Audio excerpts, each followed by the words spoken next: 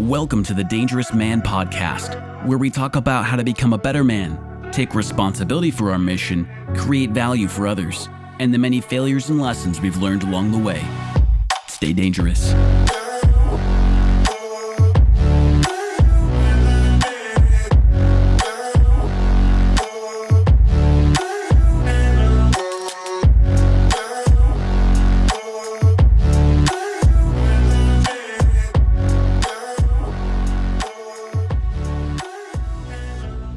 Welcome back to the Dangerous Man Podcast. This is your host, John Kostohris. I'm joined by co-host Adam Thooft. What's up, guys? You're listening to the Dangerous Man Podcast. And this topic came to mind as I just realized there's increasingly a need, not necessarily like, society, but rather knowing that there are times that I have really kind of struggled with communicating, and knowing that these are some helpful frameworks that I have actually learned over the years that I wanted to share. So this is maybe a bit more of a content episode, but this stuff is really helpful for just developing social skills and confidence while communicating and small talking and meeting people. And what we want to get into some of the purpose of that. But first I want to kind of set the scene of essentially if we look at even just Gen Z, kind of the most current generation, I think, of, not current. I mean, there's babies that are newer generations, but kind of like the youth of our age right now. Like high schoolers. Yeah, actually, so those born between about 1997 and about 2012. So, so like junior high school. Yeah, precisely. And they're facing a growing issue today in America of social anxiety. And, while a lot of generations maybe people can speak to having some anxiety, what we see among Gen Z are studies kind of showing about 72% of the Gen Z individuals reporting basically feeling anxious in social situations. And with about 56%, so that was 72, about 56% saying that they struggle with conversation and communication. So, obviously this rising trend can, be contributed to a few different factors, but, namely an increased use of technology and social media, which really has led to a decline in face-to-face interactions and, the development of social skills today. So, this is kind of a worrying trend, you could say, as really social skills are quite essential for building relationships, for, both personally and professionally. Yeah. And, whether you're going out and about, if it's church land, youth group, or if it's something more work focused or, at a party, even just with friends getting together, meeting new people, in a place of business, a new job or career. And so, essentially we just kind of want to get into some of the causes there and maybe some of the stories that Adam and I have of kind of remembering back, and even now, some of the challenging social situations we find ourselves in, maybe some of the discomfort there, and kind of a little bit of how we've grown in confidence. But we also want to get into some just helpful strategies for improving our confidence in social situations. So yeah, that's what we got for you guys today. Yeah, it's really interesting with social anxiety and stuff, because there is some people are like, you need to go to a quiet room or something like that if you're feeling super anxiety driven, or go, maybe you're just an introvert and you need to, go just be by yourself for a little bit. And I think I heard that a decent amount from some people growing up. I don't know. It was kind of this is just kind of how you are. So maybe that's not the greatest fit for you kind of thing. And I think people just being really cynical. Yeah. In a way, without really realizing it.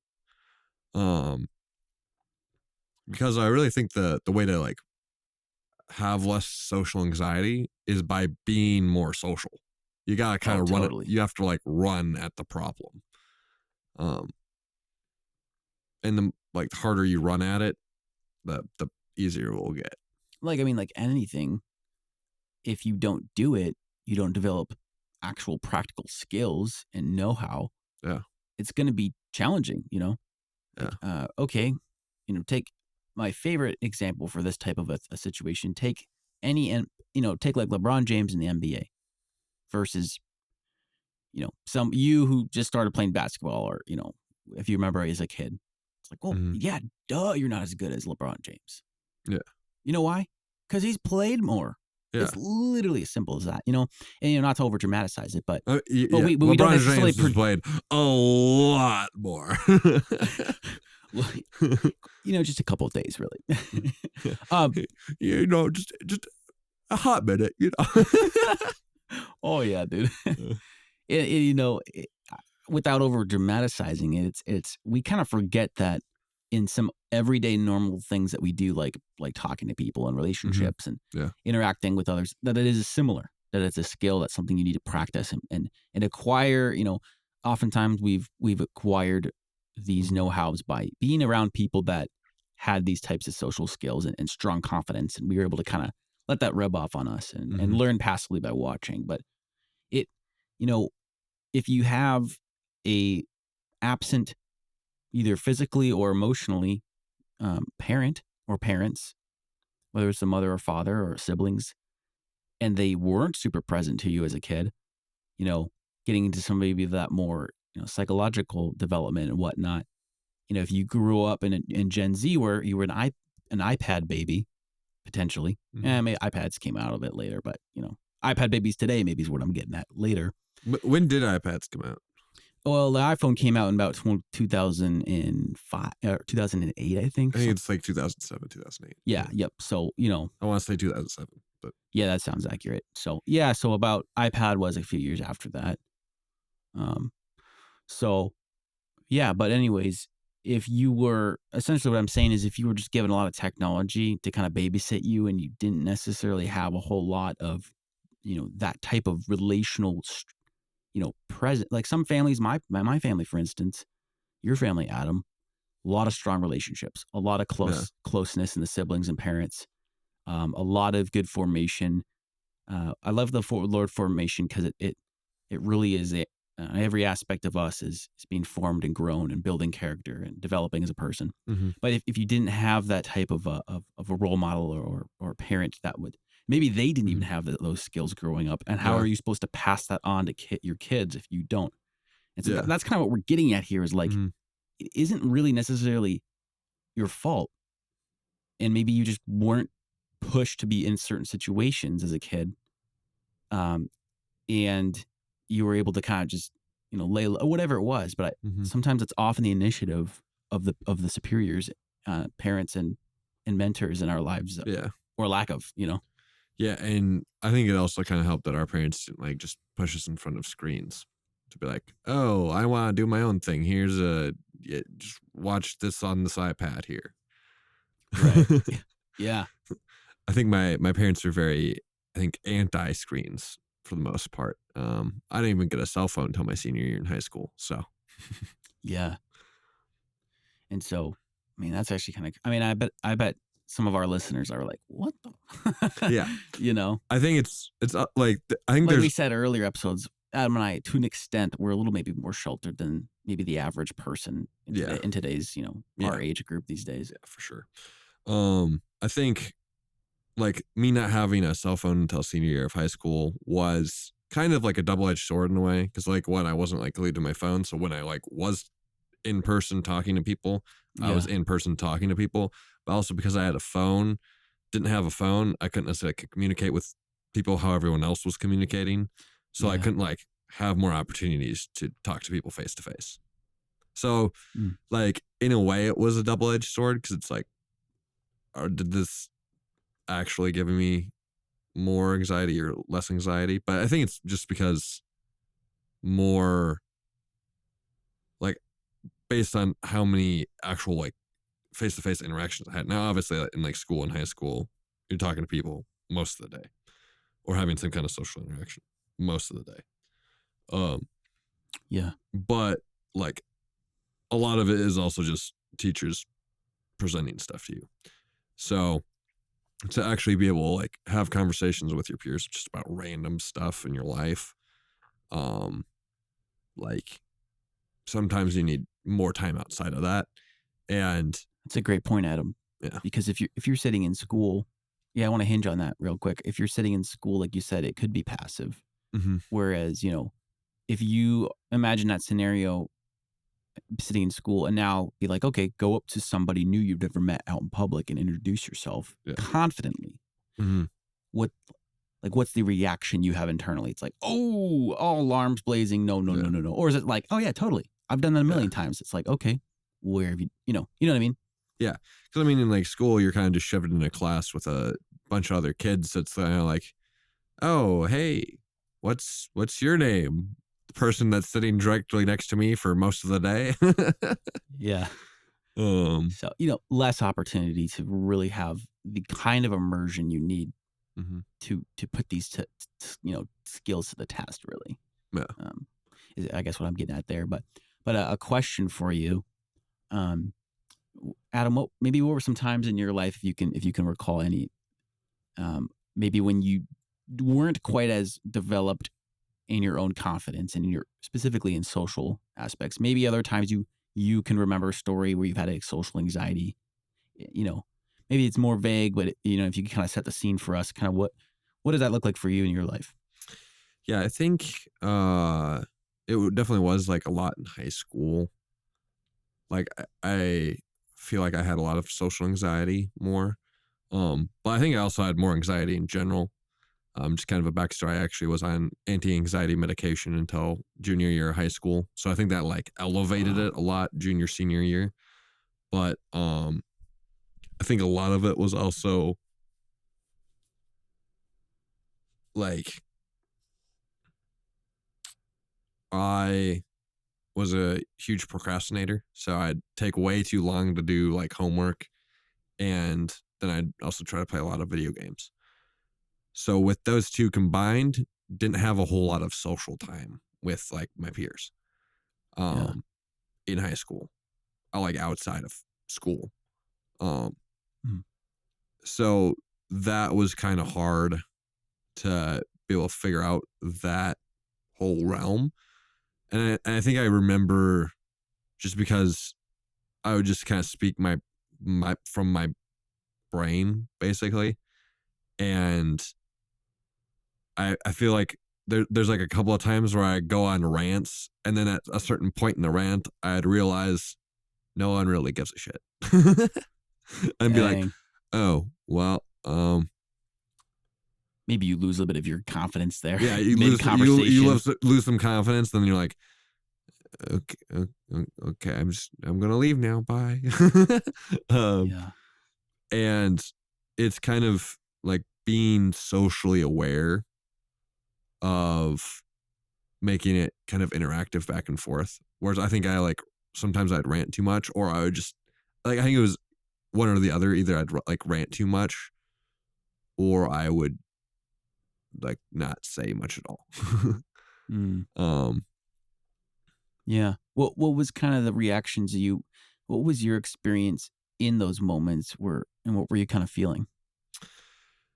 yeah, I think when I would go on more rants, it's just because like the thing that we were talking about, like I had some passion for, or like had a bunch to say. Um, so I was like, I need to say all this stuff, and I wasn't really necessarily focused on like. I think it's just because I was like probably pretty selfish too. Um, I need to like kind of focus on other people a little bit too. I think that's how you present yourself best in social situations is by making sure you're caring for the other people in the social situation as Yeah, much as totally. possible. Um, so I think there in social situations for you to be less anxious, there's a certain amount of like unselfishness that we have to have um Yeah. in relationships. And I don't think I quite learned that in high school. I think I learned it maybe towards the end of high school, where it's like, oh, if I make the conversation more about the other person, okay. Um, and I don't even think I, And I'm curious on that, if we press in right there. yeah, you have this desire to make the conversation more about the other person. Mm-hmm. I'm tempted to think it's less about like, oh, conceptually, this just makes more sense. Mm-hmm. Well, it probably makes more sense and it makes better conversation because of an experience you had, kind of aha moment. Like for Yeah. instance, when I'm in a conversation and I'm much more aware of maybe, new people coming into the conversation, or maybe somebody that looks a little out of it, or Mm-hmm. maybe, somebody getting talked over, because all those things have happened to me, and Ah, kind of getting in touch with my experiences in those scenarios. It doesn't feel great. no. It can make you feel lonely. I've come out of those interactions just being very sad and dejected, not really feeling, that sense of, social experiences that go well. Mm-hmm. You feel very connected to people. Yeah. A lot of joy and life comes out of that. Yeah. A lot of just laughter and fun and understanding and learning even. And, Mm-hmm. but when that goes foul for me, it's been, I've just experienced a lot of heavy emotions and sadness. And I think people really bring that into social anxiety, Mm-hmm. where, you know, it becomes a lot of those experiences, and they're unable to Yeah. kind of shift out of like, oh, so social encounters can go well. Yeah. So it's kind of like expectations of socializing. Is that if you've had some bad Oh, totally. experiences with socializing, then it's kind of like you become more worried about like, oh no, is this social interaction gonna be bad? And I think that was kind of the case for me for a while. But then when I did like missionary work, um, I think that's when I very much more realized like, wait, social interaction can be actually amazing. Yeah. Um, and I think I just experienced that because traveling around with a team, you kind of all uh, live in close proximity all of the time, and they also give a lot of training on, okay, how do you actually like interact with each other, um, and love each other properly, um, to be able to like show respect and like have a balanced conversation. And I think a lot of it is just, I think for me what clicked is just allowing myself to be curious about the other person, Mm. um as well as like trying to respect them a lot. I think like when we are willing to focus more on the other person, conversation just is easier. Yeah. Like I know we've talked about with Peter on an episode about just being a servant and Hmm. serving others. Yeah. Honestly, Adam, I think that's kind of what conversation's all about. It really Where is. It really is. Like, to use like, may I seek to understand rather than to be understood. And I think there's some humility to that, but that's also how you have the best conversations and best interactions. And I think that's why, humility is like the chief of all virtues in some ways, because really with humility, it's not necessarily like thinking of yourself as being like shitty. It's thinking of other people more than yourself. It's you just don't think about yourself as much. And I think that's what makes conversations the most life giving, when you're yeah. actually kind of more focused on the other person and not yourself. Yeah, absolutely. And kind of wrapping with some final thoughts here, it's definitely, humility definitely doesn't have to be, oh, don't talk about yourself in conversation. It's not what we're saying. Yeah, Actually, you're gonna I have to know talk people about that yourself. they don't really talk about it. They're asked like, oh, what do you do for work? Oh, I work in digital marketing. Well, do you like it? Yeah, it's all right. What do you do? Oh, we run ads. It's like, you know what? Like, step into the opportunity you have, Hmm. step into the spotlight, and make it engaging. Yeah. We'll have some tips on another episode going into that, but so definitely talk about yourself, but hinging back on what we're saying here with focusing on others, it's, I think with the heart, we're talking about the heart here, less of like tips and tricks, but this is more the heart when it comes to social anxiety and having confidence, right? Yeah. And this idea that if I am struggling a lot to be present in conversations, and maybe like you mentioned, the procrastination thing. Yeah. And I love that because sometimes I'm behind on so many things and I have so many tasks on my mind and I have all these reasons I've been failing and I'm behind and all that's on my mind. And I step into a social environment and I'm anxious. Yeah. Because I ain't thinking about the people in front of me. I'm thinking about all the things I haven't finished yet. Yeah. It's like, I got it. I got to go home. I got to do this stuff for work. I still got to do my laundry, like going through all the different things. Oh, I didn't do that. Oh shoot! Did I? I think I forgot to make my bed this morning. Shoot! It can be like little things or big things. Like, oh crap! Like, I don't really like what I'm doing too much in my job, and maybe I should figure something else out or something. Like even those bigger worries can be like, oh, maybe I don't want to talk about what I do for work because I don't like it. Yeah. And I don't want like other people to like know that, but at the same time, it's like, hey, like. Sometimes it's might be what you need in your conversations with people. So I think that's part of it too, is like you almost feel like somewhat unworthy to talk to people because it's like, oh well, I have a bunch of stuff I need to get done, so like why am I wasting time talking to people when I should be getting this done? Or like, hey, like I don't really even want to talk about these certain things because I'm behind on them. Yeah, and so I guess what we're getting at here for the listeners is how do I not bring that into conversation, and how do I be?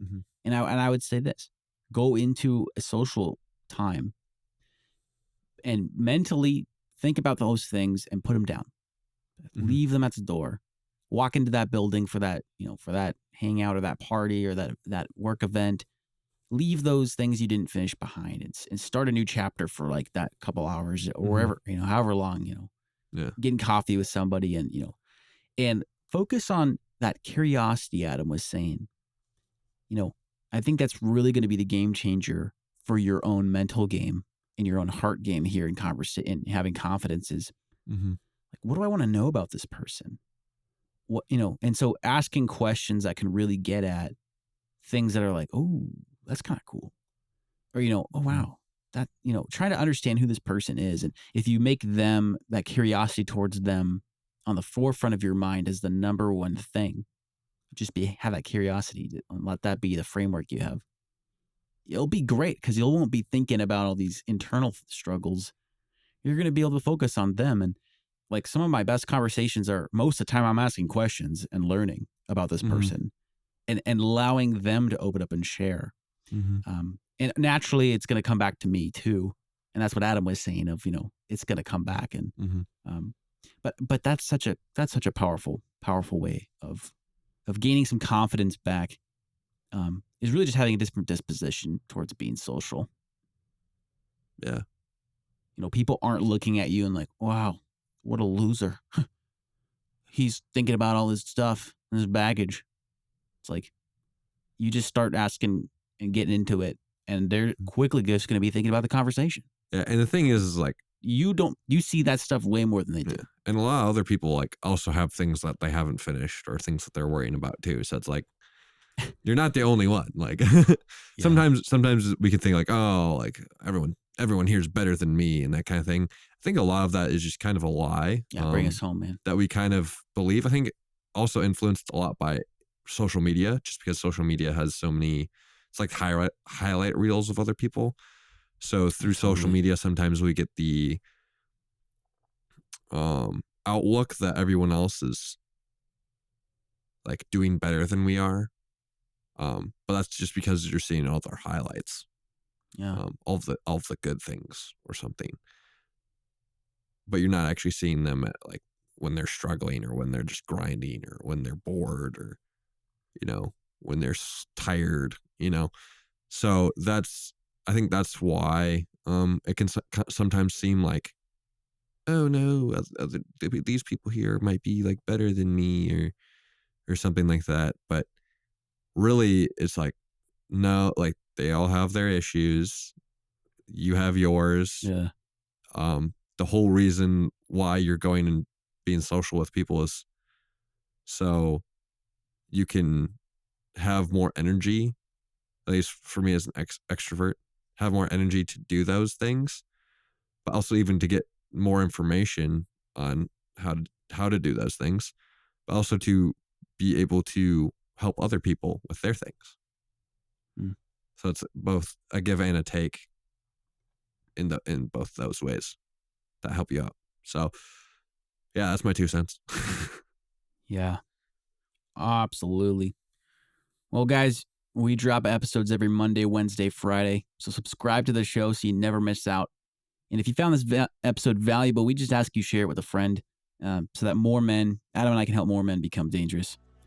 And with that, you've been listening to the Dangerous Man Podcast. Join us next time. Until then, stay dangerous.